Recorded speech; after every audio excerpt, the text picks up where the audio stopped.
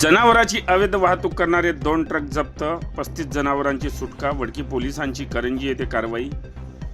गेल्या काही दिवसापासून राष्ट्रीय महामार्गावरील करंजी हे गोवंश तस्करीचे हॉटस्पॉट असून तिथून जनावरांच्या वाहनांना पासिंग करण्यात येत असल्याची धक्कादायक माहिती पुढे आली आहे। पुन्हा एकदा सिनेस्टाईल पाठलाग करीत करंजीजवळ पोलिसांनी सापळा रचून अवैध गोवंश तस्करी रोखली आहे।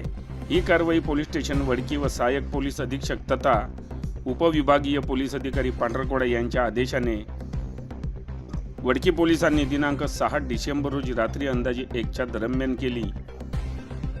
नॅशनल हायवे क्रमांक 44 वरून नागपूरवरून हैदराबादकडे 2 ट्रकच्या माध्यमातून जनावरांची तस्करी करणाऱ्या 2 ट्रकला उपविभागीय पोलीस अधिकारी यांच्या पथकाने सिनेस्टाईल पाठलाग करून पकडले। यातील 35 जनावरांची मुक्तता केली, तर पोलिसांनी 2 ट्रकसह 47 लाख रुपयांचा मुद्देमाल जप्त केला आहे।